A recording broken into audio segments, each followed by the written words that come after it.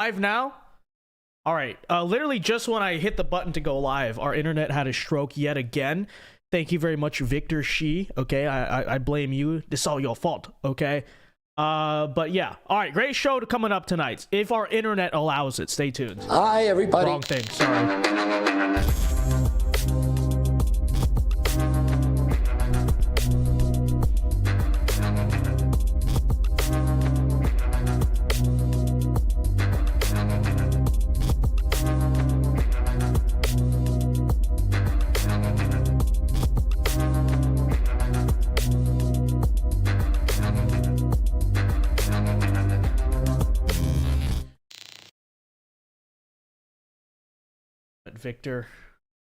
Victor's always he's always Andrew M is right. He's always one step ahead, you know?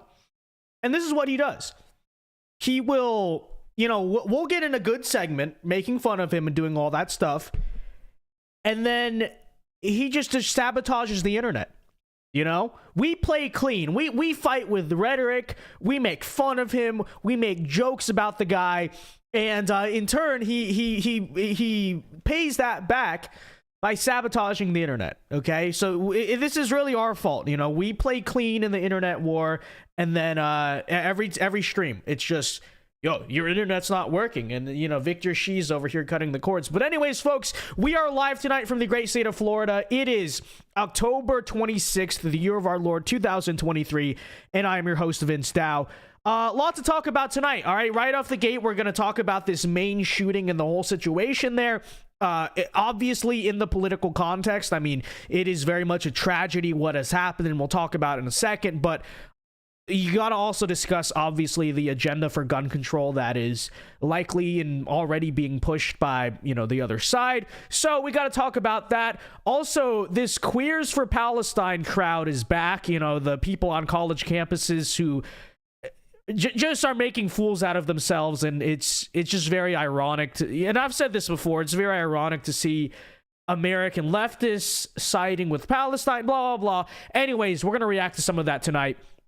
And also Robert E. Lee, the statue out of Virginia, okay, remember the whole Charlottesville statue has been melted down. It has been destroyed. So obviously, you know, you were told, oh, you know, it's going to go up in a museum. These statues should be in museums. That's what you were very often told. That's literally just not happening.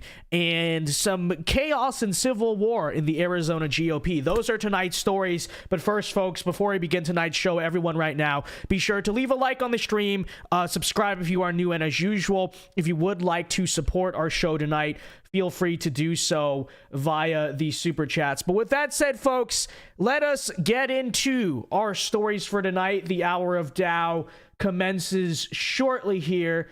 And here we go, folks. Okay. Well, obviously, we open tonight. I mean, honestly, if you didn't hear about this, this was late last night. You know, huge mass shooting out of the state of Maine. Basically, this guy, I think, went to 3 different locations and went on a rampage. I think he killed something like 22 people. That body count may be higher now. And, you know, obviously, first and foremost, I think it's in order to say, obviously, this is a tragedy. Okay, obviously, I hope that, because the manhunt's still going on, I hope that the police can apprehend and or you know what this guy without any injuries, and you know, we pray for all of the victims lost and their families and all of that. Okay, so that should go without saying. But obviously, in the context of our politics, you already know the discussions that's going to come. So let me first and foremost say that you look at situations like this, and they happen way too often in the United States. The very common sense response and answer to, you know, all of this needs to be, as a human being in this country, that it's a very dangerous world out there. You know, I don't deny that. Our country is incredibly dangerous. It's a lot more dangerous than it used to be. And no, you are not safe in the United States. The other side is right about that. You are not safe in this country. Anywhere you go, okay? That's just the truth of the situation. We live in a demented, twisted society where, like, literally you can't go anywhere without fearing of a mass shooting or a terrorist attack or whatever it is. And this is, of course, all to say yes, it's a dangerous and cold world out there, which is why if you principally are relying on anyone else besides yourself for self-defense and the protection of yourself, be it whether that's the government through legislation, which is obviously incompetent, or the police through the act of them being the police, because the police equally are incredibly incompetent, okay? Oh, back the blue, back the blue. No, you cannot trust the police to do anything.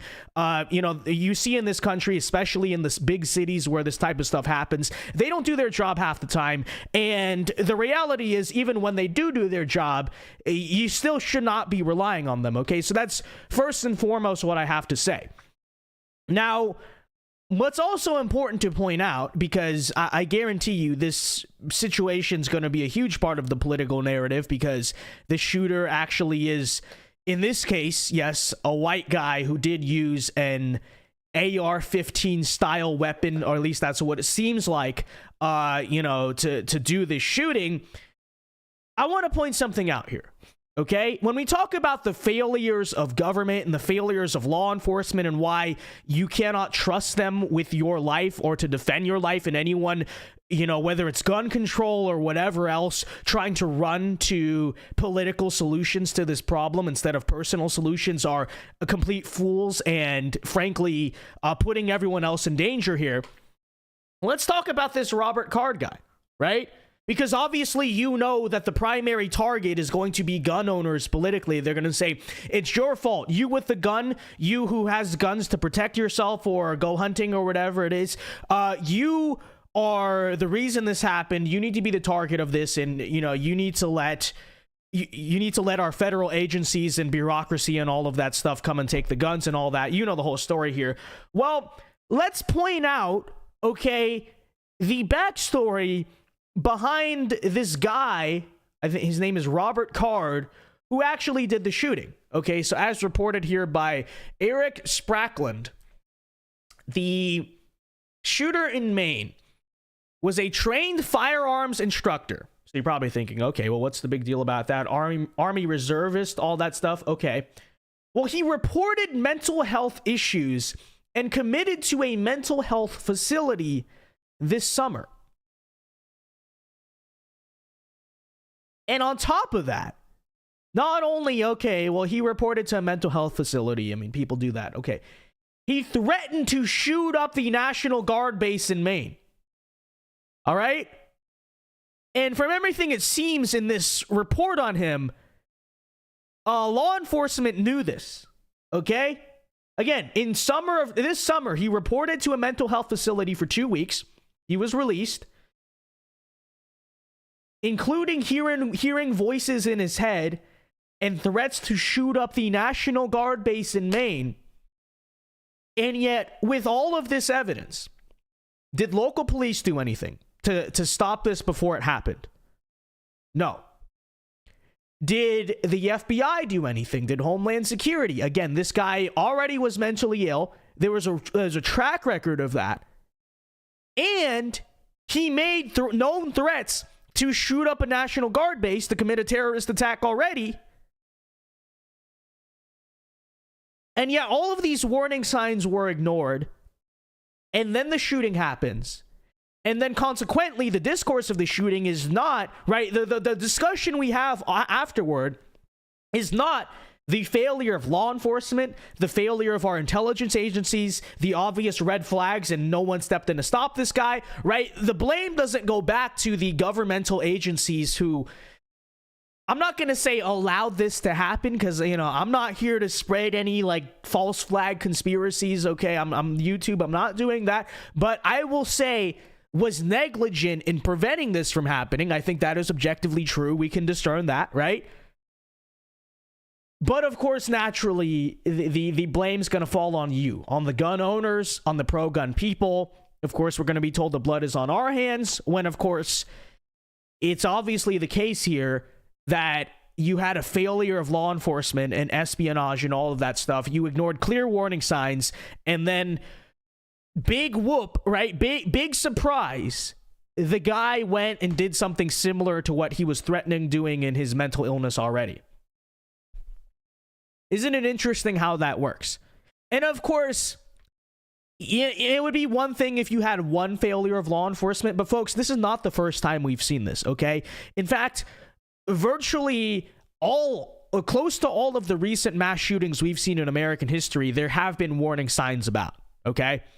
If I remember correctly, that guy from the Parkland shooting, you know, the FBI was tipped off about him. They did literally nothing. I think Uvalde, some of those Texas shootings, definitely, it's been documented. Hey, people were tipped off in law enforcement. Law enforcement literally did nothing. But of course, it's the fault of ordinary gun owners that stuff like this is happening. It's the gun laws, they say. No, it's not the gun laws. It's not the gun owners. It's not even the guns themselves. Yes, I would say, you know, the generic conservative line, yes, it is mental illness, but I'm going to go further than that. It's more than mental illness. It's failure actively, okay? It's negligence on the part of the police.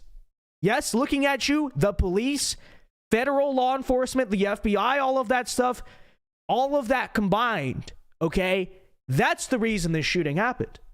If you're going to point blame at anyone, if you're going to attack anyone verbally, of course, you know, every single bit of blame here has nothing to do with gun owners, has nothing to do with gun laws.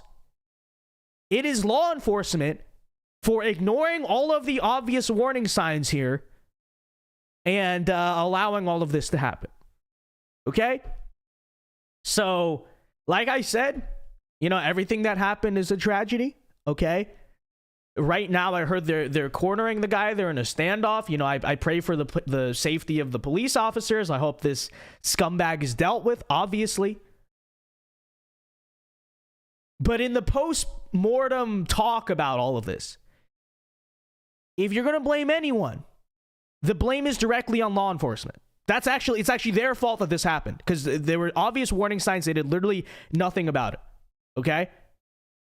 And if we're going to have any conversation on guns in America and shootings in America,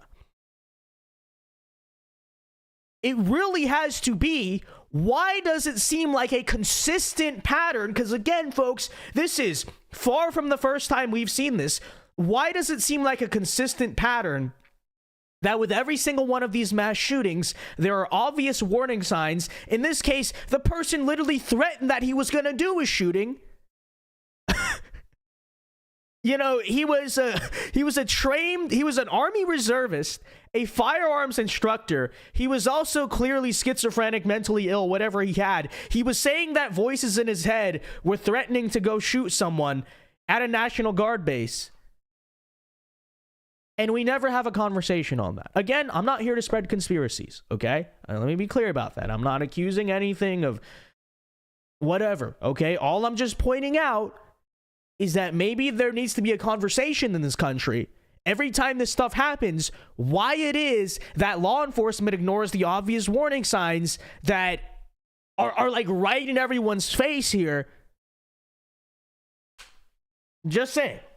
Okay, just saying. So like I said, you know, it's a tragedy, but if we're going to have any conversation, frankly, this is the conversation that needs to be had. All right. Anyways, folks, before we move on to our other stories tonight, I think we got a few super chats here. Okay, we got one super chat. Let me read that really quickly. Ezekiel for $5 says, the main problem is mental health, not guns. The U.S. did not have mass shootings in the 60s, 50s, or beforehand. We need strong families to stop shootings. Thank you for the 5, Ezekiel.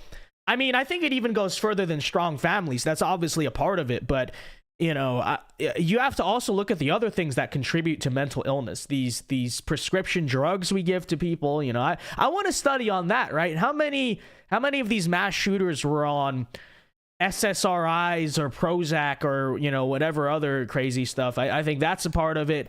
There's definitely a cultural aspect. I don't know how much social media and all that stuff helps to breed mental illness. Even perhaps our nutrition, right? The things we feed kids from a young age. I think it all combines, but yeah, you're absolutely right. But again, like I said, obviously the problem is mental health, but I'm going to go one step further. The problem is law enforcement. Because yes, you have these mentally ill people, But one thing about some of these mentally ill people is that in the vast majority of cases, it seems, they show obvious warning signs. In many instances, these warning signs are tipped off directly to the police or the FBI. The police or the FBI do literally nothing about them. They totally ignore them. And then, again, like I said, big surprise, someone who is displaying obvious warning signs goes and acts on the things they were saying or seeming like they're going to do. And next thing you know, you have a mass shooter. So thank you for the $5, Ezekiel. And it's very true. And it's very true. All right, with that said, folks, let me see if we got anything else here. Kair St. Joseph says, been a while and can precisely be here for 2 minutes. I can't solve the world's problems in that time, or maybe I can. Kair St. Joseph, I believe in you, okay? You can solve the world's problems in 2 minutes. Again, folks, if you would like to super chat the show tonight, feel free to do so. I'll read them periodically in between these segments. Okay. With that said, folks, let's move on here to, you know, I don't really want to, I guess it's not any more lighthearted news, but in my opinion, it is honestly kind of comical, okay? Just got a few videos to react to off of America's college campuses. Obviously, you see kind of a combo. There's pro-Israel protests, there's pro-Palestine protests. What you very often find is that, you know, I understand why Muslims would show up to something like a pro-Palestine rally, but what you very often find is these just generic, like, leftist kids will also show up to them, and they don't really know why they're there, and their message is totally incoherent, and I think it's just funny to laugh at. So let's just get into that, okay? We got a couple things to report on for you here today. So, in this case, I think this was in California here, okay? So here you go, this pro-Palestine protester demands that everyone boycott Nike for doing business in Israel. And then you look at her here, she's wearing Air Forces. Okay? So, yeah, you know, look, with a lot of these boycotts, there's a lot of people, myself included, who probably are, like, sometimes a little hypocritical, okay? Like, I was supposed to throw out all my Nike stuff when Colin Kaepernick signed in 2018 or whatever. I still have a pair of Air Forces. Okay, you know, it's one thing. But you show up, okay? You show up to a protest where you actively say to boycott Nike. And we calling you, this is what happens, okay? Boycott Starbucks, McDonald's, Disney, Nestle, Coca-Cola, Pizza Hut, Burger King, Pepsi, Domino's, Papa John's, Nike, CeraVe, and Airbnb, Subway, Walmart, and Dasani, and the list goes on. This demonstration should make our demands clear. You guys got that? If you drink water, you support the Israeli apartheid state. And then there they are. They're her Air Forces. Okay. I just wanted to share that. I thought that was funny. Here's another one. Here's another. And then, again, my central point here is that this entire movement is just kind of silly, okay? I know a lot of people take it very seriously or get deeply offended by it. I find it satirical and comical to see, like, clueless college kids just get on board with this stuff, and like I said, nothing they say really makes any sense. Check this out. So this was a protest recently in New York City.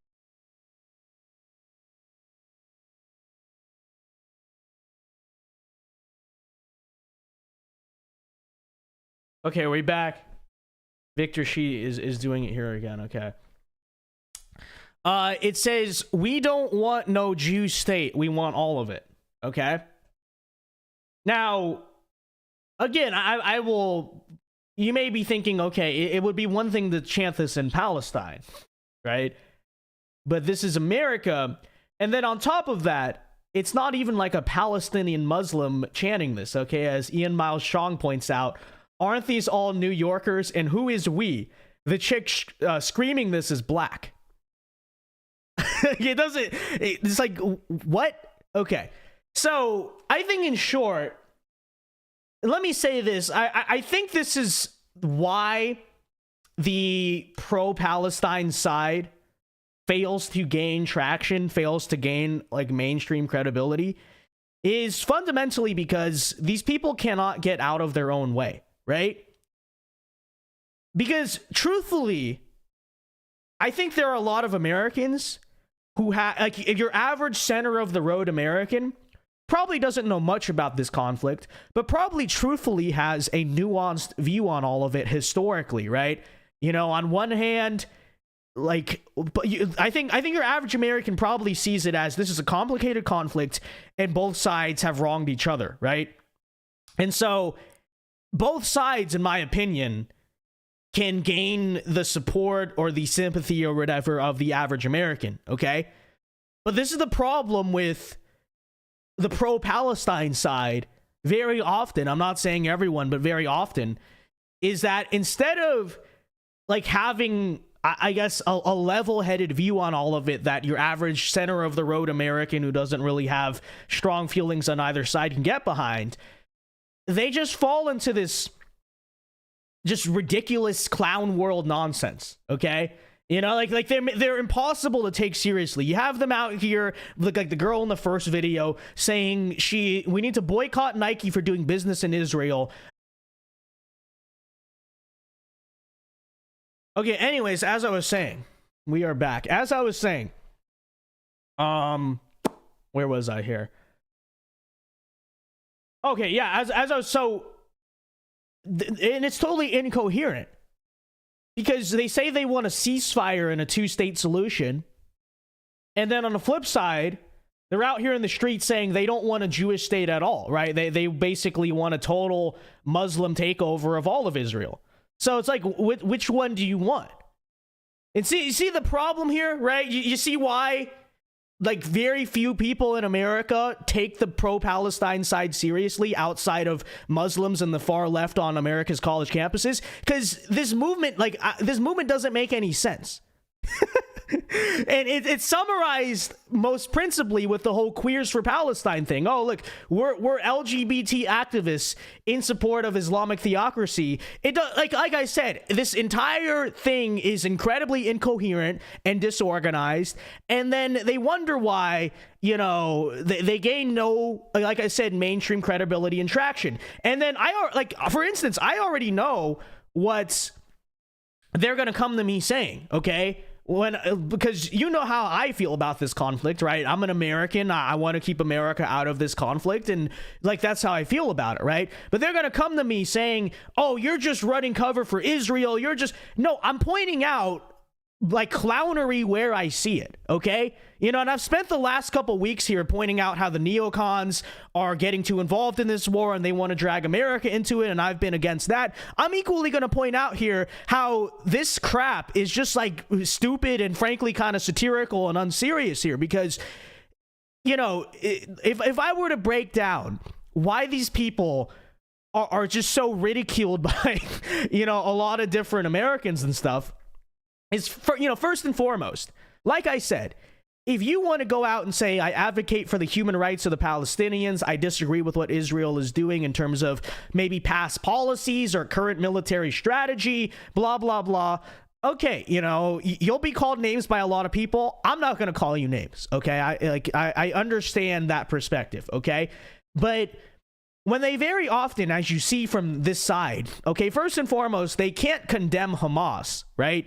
And I've been watching a lot of like the Piers Morgan debates on this. A lot of these Palestinian activists, they can't condemn Hamas. They can't condemn like terrorists paratroopering into a music festival and killing innocent women and stuff. You know, which, like I said, you can disagree with Israel or its politics while also saying, okay, well, you know, neither side has its hands clean. That's fine, right? But this is why, like I said, their movement, this like Palestinian leftist movement is such a failure, is because they can't condemn Hamas, which, like I said, you can advocate for Palestinian human rights while doing that. They can't do that. Their message is incoherent, okay? Because on one hand, they say boycott Nike. On the other hand, they're wearing Nikes. On one hand, they say they want a ceasefire and a legitimate two-state solution. On the other hand, they're saying they want to wipe out Israel and the Jewish state entirely. Like, what do these people want? You know? That's why they're a total mess. That's just the truth. That's why they're a total mess. And, you know, I know they're going to come to me calling them names, or, you know, they're calling me names. They're going to call me a Zionist shill or something like that, because I'm pointing out when they're being just pure idiots. And that's how I feel. You know, that's why I'm so like American neutral on this conflict, because on one hand you have a bunch of neocons who want to drag us into war with Iran and, you know, drag us back into the Middle East, and I don't support that. And then the other side, you have people who try to hijack kind of an attitude of American isolationism or, you know, non-interventionism here to just say, oh, then that means you have to side with these ridiculous people who are just out in the streets acting like idiots, you know. How about America stay out of this crap? That's where I stand. But yeah, this movement, I think, in many ways, in my opinion, is just a total mess, and I laugh at it. I really do laugh at it. Okay, because you have all these college students who, like, they don't even know what's going on. Okay, they don't even know what's going on, but they hear like something on social media about, I don't know, apartheid or colonization or something, and then here they are out in the streets protesting Nike while they literally wear Nike. Not even a joke. And it is what it is, frankly. It is what it is. Okay. Anyways, folks, let's move on here now to our super chats. Let me take a look here. Let's see here. Okay. All right, folks, on to our super chats here. I think we did get quite a few here. Okay. All right, let's get to these. Republican Thinker for 5 Canadian says, to avoid Vince being stroked by YouTube. Okay, you could phrase that differently, but I understand the point. Okay, we need to coffee wave, tea wave. I don't know what that means. Big brain communication needed, he says. That big brain went over my brain. I don't know what you mean by that. Coffee wave, tea wave, caffeine ocean. I don't know what that means. Sip wave. I don't know what that means, but thank you for the $5, Republican Thinker. I appreciate it very much. Gianna for 5 says, I believe these unexpected shootings are intentional, and I think the government entities and others are involved. Call me crazy. Well, Gianna, for YouTube purposes, you are of course crazy. Of course, that has never happened. Operation Northwoods is not a thing. But thank you for the $5, Gianna. Zachary for $2 says, here's some money to take care of Victor Shi. Thank you for the $2, Zachary. I mean, I do have a cellular hotspot, but I got to set it up because the last few weeks, the internet was working fine. And so I bought it, but it's just been sitting here because I got to set up the SIM card. But considering that Victor Shi has been very aggressive in his war against our internet lately, we may have to set it up. We may have to finally set up the cellular hotspot. It's literally just been sitting right here for a while. Republican Thinker for $10, thank you very much, says, watch this clip from a man he was praising the missile launches in real time as he watched the first rockets fly into Israel on October 7th. A few days later, when Israel launched back, the man cried. Thank you for the 10 Canadian, Republican Thinker. Yeah, I mean, like I said, it's like, it's just, I don't understand what these people want. You know, I don't, it doesn't make a lot of sense, okay? If you want peace, you know, you're a peace-loving hippie, that's fine. I respect that. I can understand that. If you're a Muslim or a Palestinian who feels like you've been wronged by the Israeli government and its politics historically, again, you know, I understand that. Like, I think, you know, I think it's a complicated situation.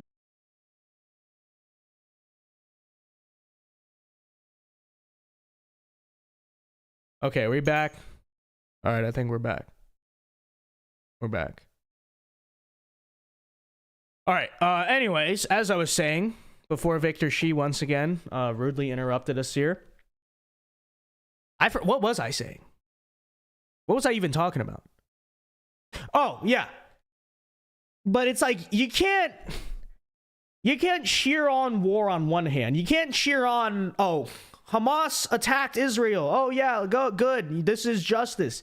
And then when that inevitably drags you into the natural consequences of everything, which is war, right? That's what that starts, which is war. You can't then turn around and cry victim because you cheered on war and then war happened. You know, it's just incoherent. It's just totally incoherent, you know. As an objective, impartial observer, the pro-Palestine movement and all that would probably go over best with people if they separated themselves from Hamas entirely, instead of, you know, like I said, like they ask these activists every single time, do you condemn what happened on October 7th? And they can't just say yes, right? They always have to like talk around it or whatever. And then what happens? Well, people are like, well, so you're a terrorist sympathizer, you know, in it. Whatever. And then, you know, inevitably what's going to happen is they're going to come attacking me. They're now going to say, Vince, you're an Israeli shill, you're a Zionist shill, blah, blah, blah. It's like, no, what I'm doing is pointing out that people who are acting like clowns, I'm pointing out that they're acting like clowns and their message is incoherent. And I'm laying out specifically, this is why their message is so ineffective, right? But whatever. You don't need to listen. Don't need to listen. I'm just saying, right? Republican thinker for 2 Canadians says December 16th, 1773. First super chat. Thank you for the... Okay, I see what you mean. Thank you for the 2 Canadian Republican thinker. Guinea football lover for 2 says, do you condemn Israel for using white phosphorus? So, you know, I don't know if that's true or not, because... And I've done that with both sides in this war, right? Whether it was that, like, I've been very kind of, you know, cautious about reporting on the day-to-day news of this war because I don't know it's true. If that is true, then yes, I condemn that. Yes, I condemn that. You know, there's no need for chemical weapons. So yeah. So I don't know why you're getting so you thought that was like a gotcha question or something. The answer is yes. But the thing is that when I just point out, here's a bunch of people acting like idiots, you're a Zionist shill because you're pointing out that like LGBT activists are marching in favor of Palestine and you think that's kind of funny and ridiculous. What are you, an Israeli shill? You know? So this is how it is. Guinea football lover says Vincent is proven to be true. Well, proven to be true by who? I don't know what's true and what's not, and frankly, it's gonna take many years for us to know what is true and what isn't. Okay, so you know, if you have the evidence or whatever, right? Then go ahead. But all I'm pointing out is like I don't know what's true and what isn't. And that's how it really is. That's really how it really is very often. So, you know. Is he strawmanning me? I'm responding to the general sentiment. I don't know exactly what you've been saying. I'm just responding to the general sentiment, okay? You know. But thanks for the super chats, guys. Appreciate it very much. Let us move on here to a few more stories. I'm sure this argument's going to keep coming up, but let's move on here to a few more stories, talking a little bit about our domestic news here. Okay. So, if you'll remember the Robert E. Lee statue in Charlottesville, the famous one that, you know, all that chaos went down because of? Well, folks, the Washington Post has reported today that Charlottesville's Robert E. Lee statue has met its end in a 2,250-degree furnace. The divisive Confederate monument, the focus of the Unite the Right rally in 2017, was secretly melted down and will become a new piece of public art. Okay. So as you can see, this right here is Robert E. Lee's face. They are melting it down. They have officially destroyed the statue, and they're going to turn it into a new piece of public art. You can only imagine what that's going to be, okay? You know, if I were to predict, it's either going to be a George Floyd memorial, which we've already seen, or one of those MLK memorials, the you know, the one you saw in Boston where it just looks like, you know, you remember what that thing looks like, right? So this is what they are doing. Now, I think this is very important to point out to the museum crowd, okay? Because my stance for the past few years is that when it comes to Confederate monuments, and honestly, I'm not even going to get into that whole debate right now, but my general sentiment is that when it comes to Confederate monuments, no, I don't think they should come down. Not only because I believe they're a piece of history, because I understand the counter argument's going to be, well, it's about the public square thing, you know, put it in a museum or whatever. Although, I think I should point out, okay, it's very obvious that their intention was never to, we just want to put them in a museum. No, that was a big lie. Their intention is to do exactly what they just did, which is melt them down, destroy them, and turn them into George Floyd memorials, okay? So that's exactly what the intention actually is. But, you know, the bigger reason, I would argue even beyond that, is because I think when you look at the history of them and even things that Abraham Lincoln has said about the war and about reconciliation, I actually believe that Confederate monuments historically have been a important piece of reconciling the North and South after what was a civil war, right? After what was a very bloody brother war, right? And like it or not, right, the history didn't just end after 1865. These divides have persisted for a long time, and you know, let these images be memories of that historical reconciliation, right? Because if the Union was to come back together, which it did, then we also have to have a conversation about how, well, at the end of the day, you know, especially if you're going to have the Abraham Lincoln view on all of this, right? Robert E. Lee, at the end of the day, was an American or became an American again, and so were all of these people. And, you know, a lot of people who currently live in the South have ancestry that goes back to these people, and their story deserves to be told, etc., etc. This is all to say, okay, I have been against for the past few years pretty vehemently the removal of Confederate statues, okay? That's just the reason why. But that's really beyond the point. You can disagree. You can agree with me on that. You can disagree. The point is, the common disagreement I've heard is, oh, we're going to put them in these museums, guys. They don't belong in public squares. They belong in museums. Well, again, what are they actually doing? You know, it's like you can support something abstract that's not actually happening, but the reality is they're not taking down these statues so that they can go in the museum. They're taking down these statues so that they can literally destroy them, and as you can see, very likely remake them into George Floyd memorials. Okay, so it really is one or the other, and so, you know, just wanted to point that out. This is what they're actually doing to the history. They're not artifacting it in a museum. They're melting it down and completely destroying it. Okay. And so that's how it is. And this shouldn't be surprising to anyone who truly understands what's behind this issue. But that's what's going on. That's what's going on, as you can see right here. You know. Right. Don't worry, guys. I'm sure they're gonna make a beautiful George Floyd memorial, and you know, an MLK memorial that looks like a phallic object, and racism will be solved and everything will be okay. Okay. So, anyways, all right. With that said, we're gonna move on here to our last story here of the night, and then we'll go on to super chats and Q&A and all of that stuff. Okay. Well, it wouldn't be the Vince Dow show if we did not highlight day-to-day stories of the Republican Party just being a bunch of clowns, being incompetent at campaigning and governing, and just generally letting down every conservative in America on a regular basis. What am I talking about? Well, this is what's currently happening out of the state of Arizona. We have Blake Masters, who, you know, I'm a fan of Blake Masters. Good guy, good political candidate, good on the issues, etc. It's a shame he didn't win the Senate race in 2022. But Blake Masters, long story short, is running for Congress in the 8th Congressional District in Arizona. And so is Abe Hamadeh.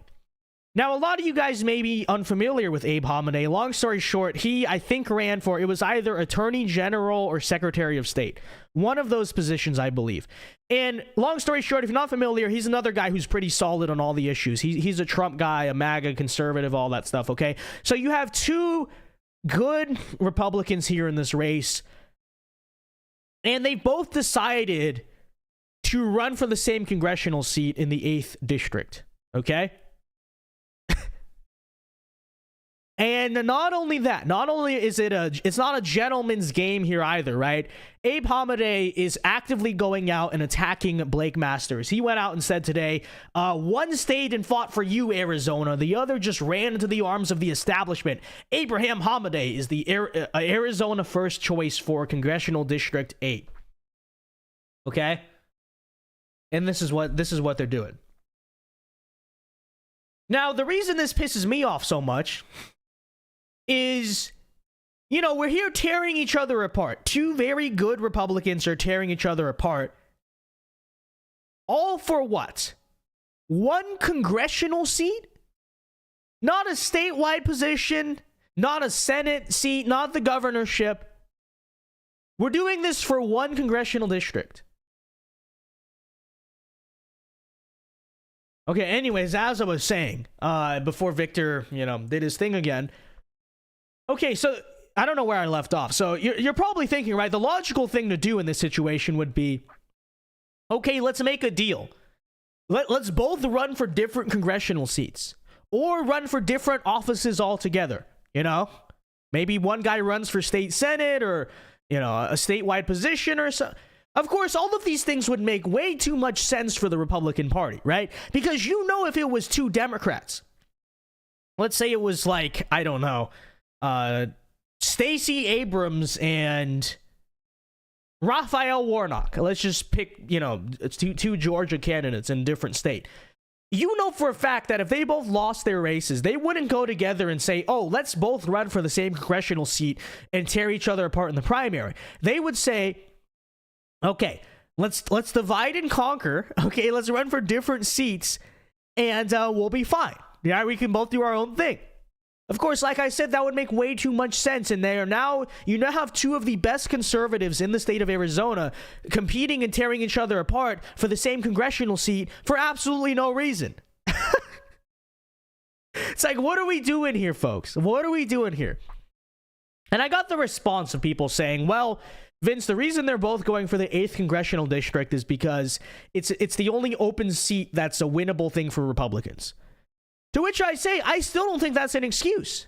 You can still figure something out. Okay, then have Blake Masters, who's the more name recognition candidate, run for the congressional district, and then, I don't know, Abe Hamadeh could run for state senate or something and wait for Paul Gosar to retire and run for that seat in 2026. There are ways you can do this. You could figure something out. But instead of figuring anything out, this is what we're doing. This is what we're doing in the state of Arizona. And it's a complete joke, okay? You know, I'm not going to make an endorsement yet in this race. I lean Blake Masters, but, you know, we'll have to see how each candidate plays out and all of that stuff. But overall, I just think this is a clown show. I just think this is a complete joke, okay? Why does this have to happen? No idea. Why do the Republicans have to do this to each other? Again, there's literally no reason, okay? We're just doing this because apparently making a deal with each other is too much to ask, right? Apparently saying, hey, you know, we're both on the same side here. We can't both be the same congressman, so let's do something. Let's work something out. Nope.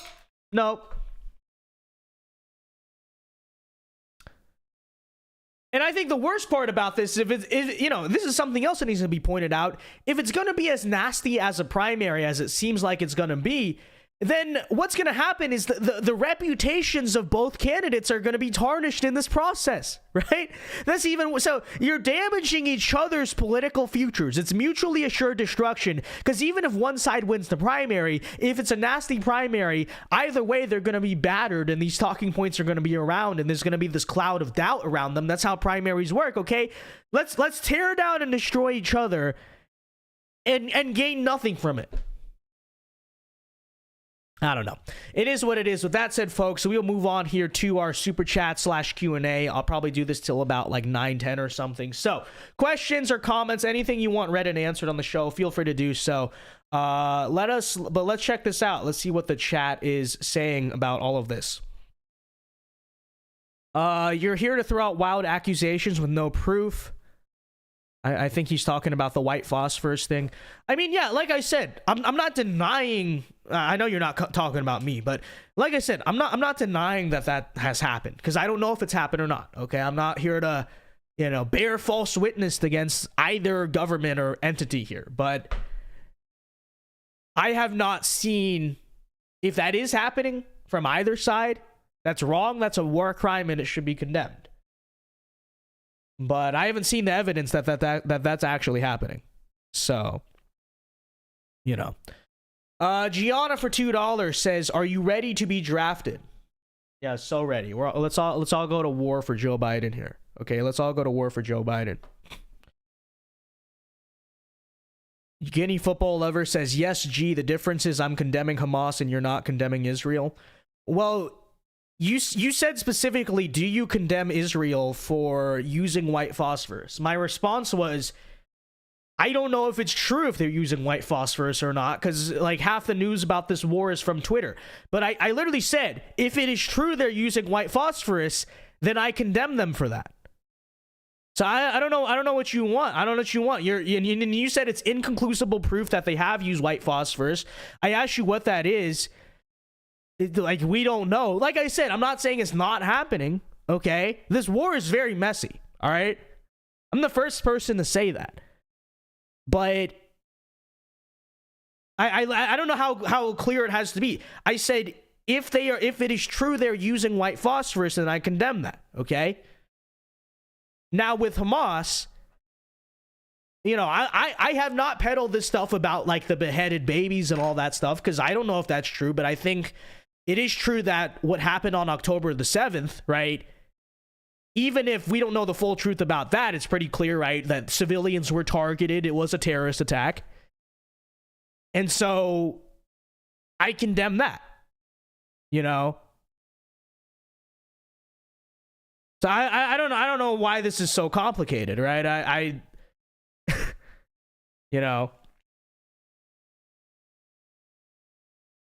So that's the way it is. Well, you can keep saying that, but I haven't. You said they're using white phosphorus. I said, where's the evidence of that? You said it's inconclusive proof. I have not seen inconclusive proof. Again, the answer is I don't know what's happening. I don't know what's happening. Right?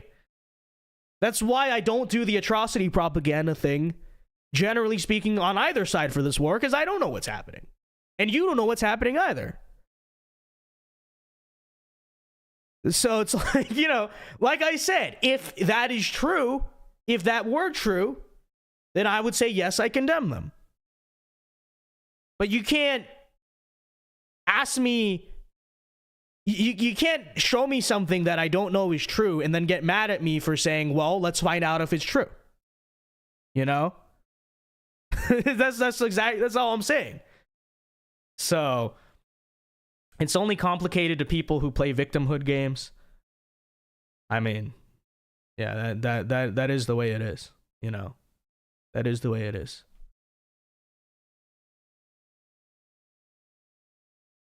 So anyways, folks, like I said, we're now open to super chats, so we'll do this for a couple minutes here. But yeah, it would suck to be running in any position out of Arizona. Well, clearly so, because the GOP is in complete disarray.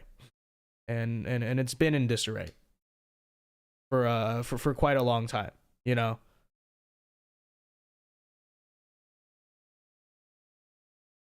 So anyways, let's take a look here. What else we got going on here in our live chat? There's a lot of fighting back and forth here. It's like war is messy and complicated. Okay? Because I see these arguments like back and forth, and about for instance, like cutting off the water and electricity supply, right, to the Gaza Strip. I see that was brought up, and airstrikes and stuff. I'm not saying that's the right answer or not, okay? It's a complicated issue. It really is, but that really is the reality of war, okay? You know. So that's honestly a big reason why I keep saying I want to keep America out of the Middle East and I don't want to be involved in any of these wars, because that actually is kind of the moral decisions that you're stuck with very often, where it's like, you know, the enemy is in the Gaza Strip, but if you cut off the electricity, you're also going to cut off food, water, and electricity for civilians. These are the okay, well, we're going to end the stream soon, so don't worry. But just to finish my thought here, okay, I'll read the super chat, finish my thought, and then we'll call it a night. You know, anyone who claims to, especially Americans, right, who claim to be so right about, like, one side's hands being totally clean, and it's just not the reality of war. It's not the reality of war, okay? And this is, again, the central reason why I've been adamant about keeping America out of the war. And okay, let's just read these super chats and then call it a night, okay? Because clearly Victor Shi does not want us to stream tonight. So anyways, D-Run for 5 says, white phosphorus can be legally used on battlefields to make smokescreen, generate illuminations, mark targets, and burn bunkers and buildings. Thank you for the 5 D-Run. I mean, I didn't know that, but that's interesting information. Thank you, appreciate it. Andrew M for 5 Canadian says, Vince, please see the peer, I don't know how you say his last name, Pavlier Apple interview. It is more lighthearted and a great way on how conservatives should maneuver liberal media. Well, on a night where our connection is not such garbage, I will watch it. Thank you for the 5 Canadian, Andrew M. And Omar for 5 says, does your area support fiber optics? If so, check how much per month. We might just have to fund your internet so we don't get Vince Maud. I don't think it does. That's the problem. I pay for very expensive internet, but you know, it's a college town, semi-rural, I guess. Like, I don't live in a major city, and the generally the internet and reception and cell service in this whole town just sucks. So I mean, I could find out. But you know, I'm honestly not sure. Thank you for the 5, Omar. I don't know what to do at this point. Like I said, I do have a I do have a 5G hotspot that I bought. I haven't set it up yet. But you know, I might just have to stream from that from now on. But anyways, thank you for the 5. All right, with that said, folks, we'll call it a night here. Thank you to everyone who tuned in. We will not be live tomorrow because I'm going out of town. All right. Any of you randomly, though, who are at the Florida-Georgia game, I will be there. But yeah, be sure to leave a like before you go. Alpha moves only. God bless. Have a very good night. We'll see you live on Monday. And, oh, wait, here we go. One last super chat. Real Texan for 10, thank you very much, says, thoughts on the North Carolina Attorney General's race? I have a feeling that Jeff Jackson, who is a Democrat, could have a slight edge since he's become kind of a TikTok celebrity, so he'd probably have more youth appeal, sort of like Beto. Thank you for the 10, Real Texan Politics. I know literally nothing about that race, okay, in fairness. I don't know what the deal is. That could be true. However, I will say I'm not sure if youth turnout will be as big a deal in 2024 as it was in, say, 2018, because I think the liberal machine, in terms of mobilizing the youth and all that stuff, the cracks are starting to form in it. So, like I said, I don't know enough about that particular race. It's definitely a cause for concern, but at the same time, I don't know if a Beto phenomenon is necessarily so bound to happen again, right? I think the nature of politics and youth engagement and all that stuff has changed slightly. But all right, with that said, folks, thank you to everyone who tuned in. Have a very good night. God bless. Alpha moves only, and peace.